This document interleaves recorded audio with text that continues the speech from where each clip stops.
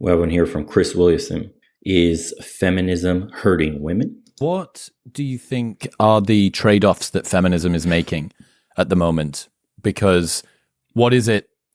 It seems to me like women aren't necessarily benefiting from feminism in the way that they might think, but are they being hurt by it? That's a good question. I mean, and in a way, it sort of reinforces my point that we especially care about women suffering. The arguments against feminism that are most acceptable are the ones where we say it's actually hurting women, right? Those are the ones like, oh my God, that's terrible. The most pro-feminist argument is the anti-feminist argument. Yes.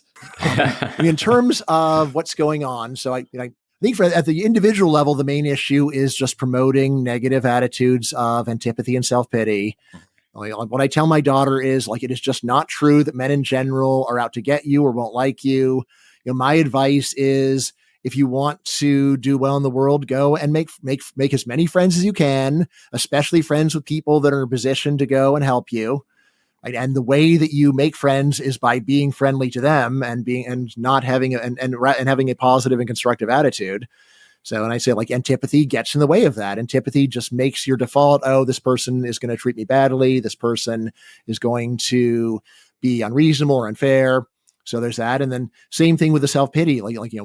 Self-pity is really baked into human nature. You never need to encourage it. There's just so much poor me. I don't have the latest iPhone. It's totally human nature to feel that way. So really what you need to focus on is everything that you've got, all your opportunities, be grateful for what you have.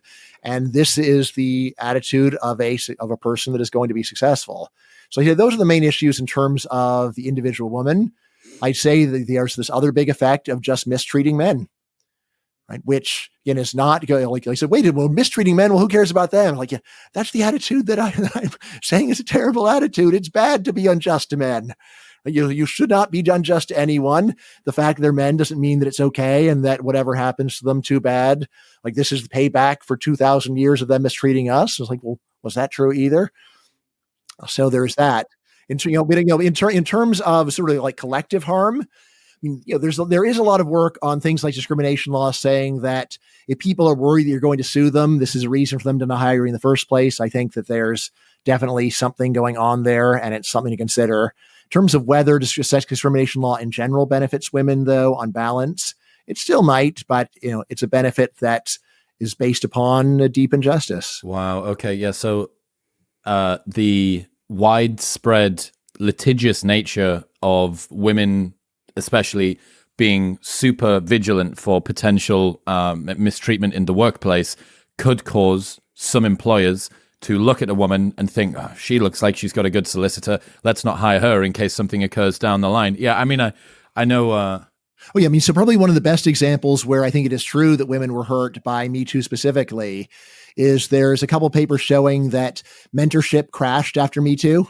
Yep, I've seen these. And that is obviously beneficial to women to go and get extra training from.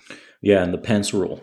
That was, being propagated on mainstream media where Pence doesn't go alone, or I should say isn't seen with women alone ever, or in a position where an accusation could be lobbied. So he has a third person he's with him, or on camera, or something crazy like that. The Pence rule is what they named it, but it's just common sense, especially if you're a man in a high up position in the world that we live in today. And it's gotten worse, by the way, like Russell Brand, all these people all it takes is an accusation from a less than virtuous woman with, poor character value to just lob one your way. And immediately, if you're a known personality, they're going to be shielded and kept anonymous while your name is dragged through the mud. And they already preemptively start demonetizing you, which is crazy, with no police investigation, by the way. In the case of Russell Brand, there's not a police investigation. Simply, the government actually reached out and asked for YouTube to demonetize him, which was insane in and of itself. But this is how far the line has been drawn. And I've told you guys, I think I said this a year or two ago, that the line in the sand steadily further and further and further from normal until you wake up one day and you're under tyranny. You don't even notice it. So what was able to be said a few years ago isn't, and it's going to keep continuing that way. And it's unfortunate, man, because there are certain men that are abusing positions of power, like we just seen it with the Diddy stuff, some famous rap mogul, and a bunch of other people in Hollywood that do abuse people and deserve to be 6 feet under the prison. Unfortunately, for normal men who don't have endless pockets like Johnny Depp and all these others that have gone through these cases. You could, for example, as a man on an allegation, have your life turned upside down with no recourse. If you're a college-aged male and you're on campus and you had a fun night out with some chicks, and then you're stupid enough to text the boys what you did, or somebody was stupid enough to barge in and catch you doing what you were doing with this girl, or people start talking about what you guys were doing, they saw you together, and her reputation gets tarnished or damaged, or she's just mentally unstable anyways, wants attention. So she looks for a mark. She's basically a predator and is looking to make herself known and famous and get victim brownie points. God forbid that's you. You're going to go through a kangaroo court, as we covered earlier, like that Yale kid. You're going to get found guilty before the criminal investigation even begins. Then once the criminal investigation clears you, still the world will not know who accused you. Still, they remain anonymous. You have lost your scholarship, got expelled, you have no job prospects. And even with the case overturned, it will be hard to be hired when the very first thing on a background check or a Google check, any name check, comes up with what you were accused of doing and how you got expelled. Good luck explaining that to most likely a woman-led HR or a woman-led interview team. Diversity and inclusion. They're not going to look your way and give you mercy. It is what it is. And then you have all the other cases at work with wrongful terminations where guys get accused of something, guy makes a comment or whatever it is. Or I've read a lot of examples, men in teams, like think software development teams. The boys are putting in work. It's a tight-knit group of men leading whatever development, and they're doing 80 hours, 100 hours, competing with one another, coding, sleeping at work, under their desk, whatever. And then a woman gets hired, productivity tanks, everybody has to censor their speech. They can't make the same jokes. They can't talk the same shit. Then introducing a female anyway in an all-male team leads to all this weird one-upsmanship, and like one guy starts simping and like sides are being taken, lines are being drawn. And anyway, it affects output negatively. And that's all I can say on that. And there's plenty of guys that will leave comments telling you the same thing. Like, hey, I experienced when we hired women in a previously all-male group, and then this is how it's changed. I'd love to hear from those guys because there's plenty of examples that I've read that would make for an interesting video in of itself. But moral of the story on this situation is we've moved so far into correcting the shortcomings of women that we've now left men behind and actively undermine their full potential. And now we're dealing with those consequences. Obviously, public tragedies, homelessness explosion, mental health explosion, crumbling infrastructure, all this stuff men used to take care of and do, the strong families, leading households, whatever, now it's just massive consumption and coping and retracting and going their own way and just checking out from society, et cetera, et cetera. Now you see that on a mass scale. And it's, again, the feedback loop now it comes to women. Like statistics say, men are doing bad, and then women most affected. You know what I mean? But strikingly, the main feminist response to this was, "We will not tolerate this reaction. We will. It is totally ridiculous to go and penalize us because of this irrational fear that you might get sued, and we just need to go and tell men that this is not acceptable." And yeah, well, this is a situation where they're going to totally agree and then probably keep doing what is not hire you in any case. Best for them. Yeah. Or it's not meant. Hiring it's one where it's formal, and so it's easier to litigate. But mentorship is informal, and anything informal is very hard to litigate unless you're going to have a system that just convicts people on an accusation, which I think is a lot of what feminists want to do. So what I'm feeling here is, on average, of course, there is. I emphasize everything is on average. That's fine. Yes. The entire podcast is on average. Excellent. You always have to have that one in there. Don't forget, not all, but some. We're not talking about everyone, not all, but a few bad apples here and there, right? I'm feeling here is an echo. I'm sensing the equivalency on the male side of the spectrum, which I'm sure that you've seen. Movements like the Black Pill movement, incel ideology, stuff like that. I have a number of friends that are very deep into the research with this.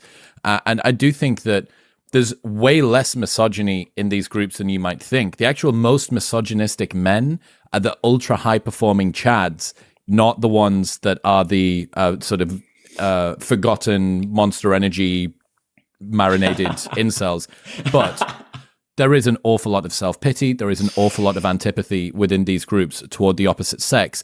So this isn't necessarily I never heard it said that. Monster Energy marinated incels. Oh my God.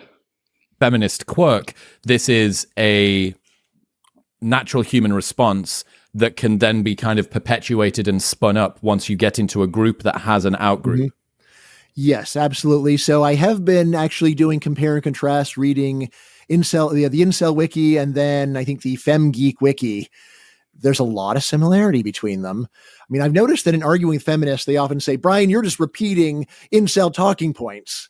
I'm like, no. I am saying some things that they say that are true, while not actually adopting the whole philosophy, which I agree is a very destructive one of antipathy and self-pity. What I would say is that the incels that you so despise, they really are the mirror image of you. And I think of myself as being someone who's just trying to fairly arbitrate between two unreasonable groups. Of course, to go and say that women, on balance, are not treated less fairly than men does not mean that there aren't any specific female complaints that are true. Of course, there are, but also there are some specific male complaints that are true. And then, of course, the more you read them, the more you realize, well, look, people just need to tolerate some level of unfairness in society because otherwise, people will barely be able to breathe. So yeah, and that goes both ways. Do you remember Scott Aronson's description of his experience? Probably 15 years old now, maybe 10 years old, something like that blog post. Could you explain for the people who aren't familiar with this? And then Scott Alexander's untitled blog post after that. Could you give, I think this is really instructive. Yeah. For the record, so I'm good friends with Scott Aronson. I've hung out with him a lot in Texas, but I also have read the pieces. So I will claim to have some inside knowledge of the situation, although filtered through his perspective, but I trust Scott. I trust both Scotts, but I especially trust Scott Aronson, who I know well personally. So Scott Aronson did a piece for his blog, Shtetl Optimized, where he, and this is barely even a caricature of it. He said, look, I 98% agree with feminism. Like I'm so on board. I care so much, but I just want to say one thing, which is that when I was a teenager, I was almost suicidal. I was suicidal because I read a lot of feminist writings and I just felt like any thought I had about women was wrong. Any attempt to go and talk to them, any attempt to go and just have some desperate, hopeless effort to go and find a girlfriend was wrong. Thought that anything that I might do or say would be harassment. And, eventually I learned better. But anyway, it'd be nice if in the midst of fighting actual injustice against women, you could just go and show a little bit of sympathy, a little bit of understanding for shy male nerds like myself, especially when they're young and they just don't have much experience and they don't understand what's going on. And then the feminist reaction to this was generally hysterical, calling him a rapist or an incipient rapist. And entitled. Yes, entitled. Like, you think that you have a right to sex. And it's like, he didn't say any of those things. Rather, what he said is, I pledge 98%, 98% of what you say is true. And I just have a few slight doubts and you just be a little bit nicer. That's it. And for that, the reaction was so absurd and insane. And it is the one where you just look at that and you say, this is a cult of fanatics that he's talking about. I did get a chance actually to tell Scott, did that really make you rethink that whole 98% thing? I'm not going to repeat Scott's answer, but I definitely did hassle him about that. Wow. Say, how about we go down more to 5% from 98? Can we do that? Look, so here's the thing that I think is the inevitable ping pong game that occurs happening. And I saw this with Melissa Carney, who came on the podcast recently. She wrote a book called The Two-Parent Privilege, How America Stopped Getting Married and Started Falling Behind, something like that. She is a policy wonk from Washington, D.C., and I tried in the episode to push her beyond just what is the data telling us to what is the implication and maybe even what is the cause of this. Give me the mechanism. Why is it the case? What is happening developmentally amongst the children? And she was very tentative, right? She's written this big book about things, but she very much kind of defined the rules of play of where she wasn't going to get out over her skis with regards to this. And I was like, that's I wish that she'd just bro science her way through stuff because it's funny. But what she did was she decided, I'm going to hold myself within this sort of, within my realm of expertise. And I was like, that's a pretty good indication of somebody that's acting in good faith with a lot of and trying to be really, really accurate with what they say. Since she's released it, she has been slammed online, absolutely slammed. And what I've seen, although I don't think that this is going to happen to her, I've seen somebody who is probably on a political compass test center-left, certainly somebody who wrote a book to try and reduce inequality between class groups, right? This is exactly exacerbating the precise inequality that we don't want to have happen, and so on and so forth. And it was written, as far as I can see, with a good amount of compassion. But I'm seeing the exact mechanism by which many people become radicalized to one side or another side of some sort of aisle because they think, well, I mean, if I guess the only people that are ever going to listen to me about the woes that I have, about the justified or sometimes unjustified antipathy or self-pity that I've got, well, I'm going to go with the group that accepts me. I'm not going to keep on, trying to work. Here's 98% of my entire world going toward you, group that says that you despise me and I'm an entitled moron incel or something like that. Rapist.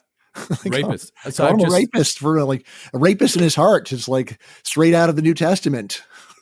Original sin. So yeah, just my point being that, I see here, especially the antipathy, it creates this ever escalating cycle, right? That spins up and up and up, and people become more virulent in their distaste and their lack of ability to see the other side's issue. And this is how you have, two groups of people largely just...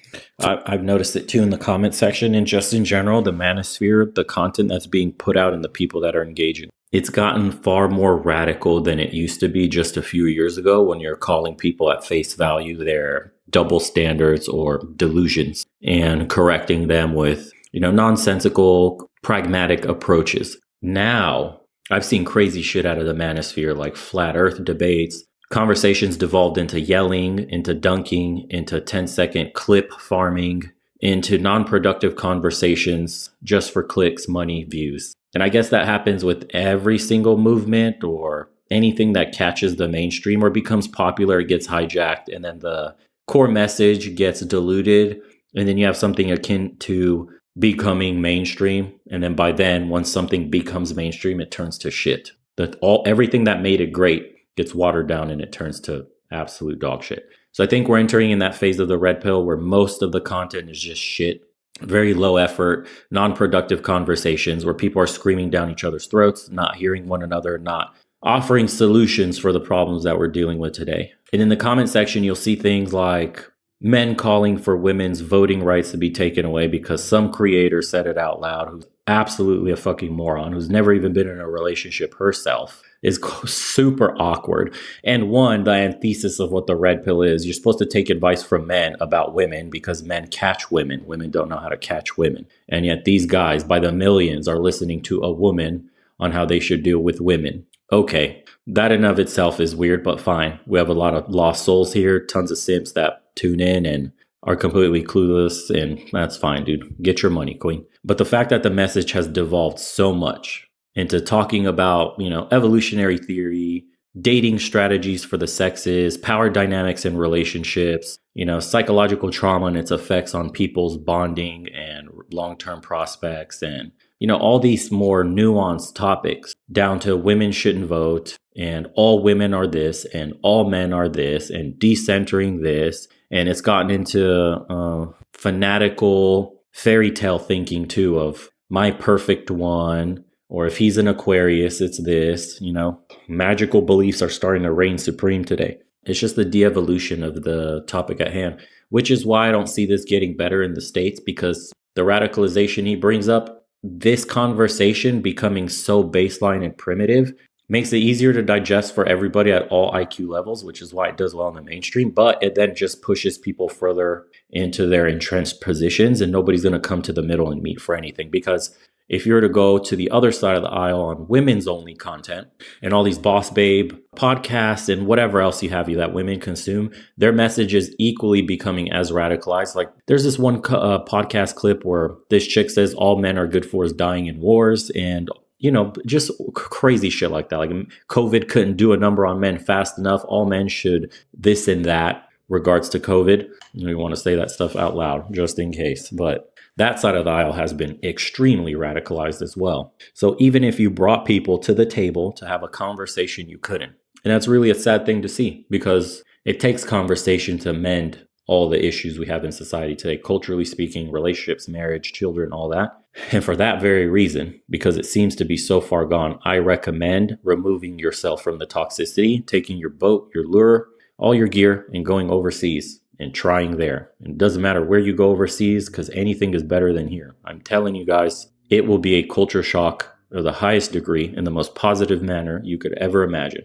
You'll be warmly received as long as you show respect. If you put in effort, don't bring any of your dating trauma from the West overseas, and you will do just fine. If you treat women with respect and how they should be treated, the old school way, women will treat you with respect and take care of you how women used to in the old school ways. We call it old school, but it's still the norm everywhere else in the rest of the world. All the guys that are traveling that have passports that may have girlfriends overseas, or they themselves moved overseas and stayed with their girlfriends, or got married overseas and stay there. Expat lifestyle is really what it is. It's not passport broing. It's not blue book gentlemen. It's none of that. It's just expat lifestyle. That's simply what it is. You want to leave this place permanently as soon as you can, once you come up with a solution for yourself based on the skills you've acquired in life, to up and leave. Most of the older dudes have been doing this simply for the, power of the dollar, because you go live in the Philippines with an American pension, you're doing well. You're living. You're not surviving like you would here. And for the guys that are talented enough to have remote work as an option,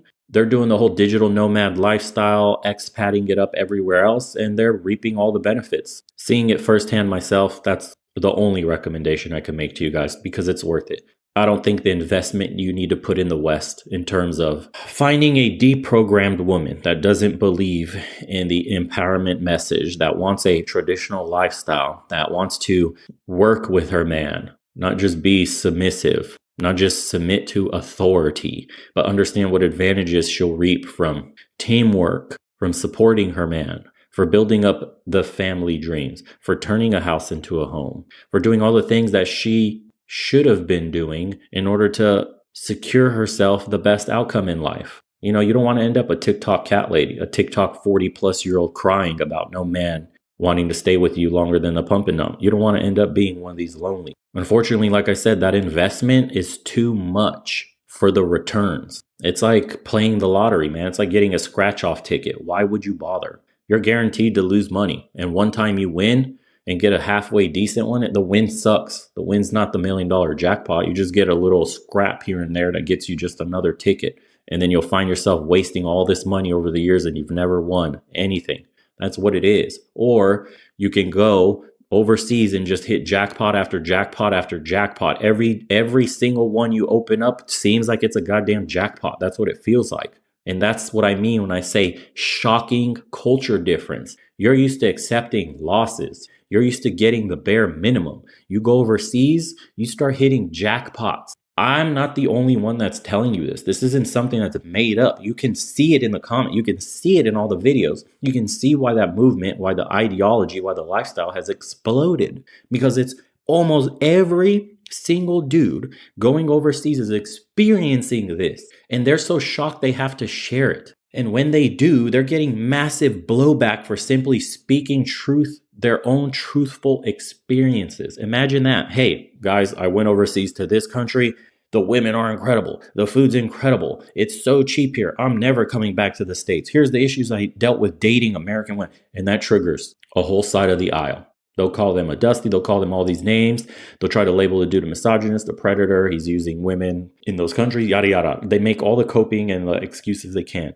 But that's simply that dude's lived experience going overseas. And there's millions of these men doing it. And millions of men more are being woken up to the fact that this is a possibility. It's possible when you have this. Don't let anybody tell you you can't. Anyways, I could be rambling on forever, boys. We'll see you on the next one.